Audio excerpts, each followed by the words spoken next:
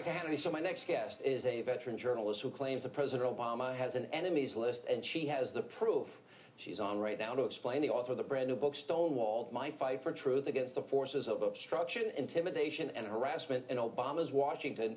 Sharyl Attkisson, formerly of CBS News. How are you? Good to see you. Good, thank you. How are you? I've become a fan of yours, and you are not a conservative. You wanted to be a reporter. Yes, despite the propaganda that's quite recent in nature, that's contrary to the facts, yes, I feel like I've done a lot of great reporting on both sides and apolitical as well. And you were digging deep into stories like Fast and Furious, Benghazi, the stimulus spending on green energy. You were digging deep. Absolutely. I mean, the most fun thing to do with investigative reporting is solving a puzzle, trying to, in my view, uncover information that some power does not want you to have. I have great admiration for our reporters here because they've broken a lot of stories, as you have over the course of your career. The most chilling thing that comes out of your book, and you go into great detail, is that your computers were hacked.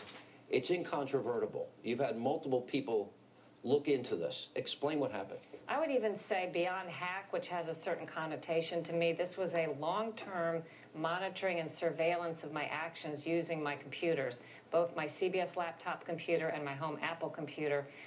3 separate forensics reports have confirmed this remote intrusions and the monitoring and the attempt to wipe it clean, which in of itself leaves a forensic track as well. But they were able to access my passwords, watch my keystrokes, get into my mail, get into the CBS corporate system, look at my photographs, pretty much anything they wanted to. In real time, they were listening to your Skype conversations. They had the ability, yes, and to also use Skype. Well, let me be clear. It was described to me they could activate the Skype, not when I was having a conversation, but to use the audio to listen to me when I was just talking in the room or talking on the phone, not talking to Skype.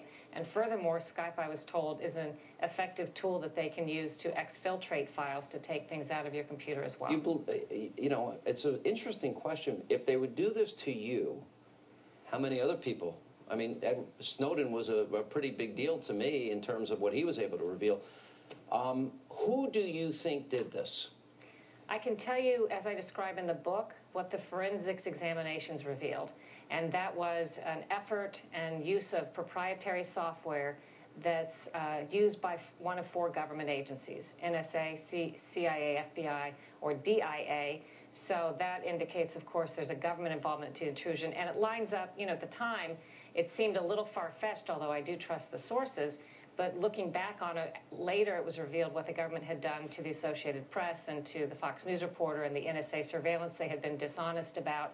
It kind of lines up with that because I, too, was dealing with whistleblowers and government misdeeds. So it makes sense that this is connected to the investigative work that you were doing that other people that are journalists were not doing. You were asking the tough questions. You were digging deep. You had sources that were providing you information. You were trying to report it. You had conflicts at your network for trying to report it, etc. What does that say about, A, the government, and B, about the field of journalism? I expect the government to try to protect itself, to keep secrets, sadly. I just think that's part of what government, whoever's in charge, would try to do. But what I don't expect is that the media, I think, would roll over so easily as I think some has. Not all of them. There are great reporters out there. Many people have done good reporting. But in general, as a group, I think we would all agree that some of our gatekeepers in the media have not been aggressive enough at protecting what we do, at pushing back when the government closes in and tries to limit us. We have filed letters of protest, including signings by the New York Times, the Washington Post, USA Today. Everybody now agrees this administration has been the worst for some transparency and press issues than any we've worked with, but we're really not making inroads. Glad everyone caught up to me from where I was 7 years ago, warning everybody that this would happen, but that's neither here nor there. The point is, it's a little late. How do you get that back, you know, once you've lost it? It reads like a spy novel, but when you realize this is reality, it's chilling to me, the level of intimidation and the level and the depths to which they will sink to obstruct an investigation into what is real corruption. So, one thing that I think surprised a lot of people that I think I had grown used to was the level to which the White House would on a regular basis directly contact me and or my bosses at CBS to try to discourage the reporting. Unbelievable. I'm used to that, but people out in the general public are like, the White House really calls CBS to try to stop reporting or change it, and I'm like, all the time. Obama once complained to my boss that I was saying that he was a terrorist, And I never said that. I said he was palling around with Bill Ayers. So there's a big difference. Anyway, it is a incredible book. I urge everyone to buy it. And thank you for being with us. Thank you so much. All right, Sharyl.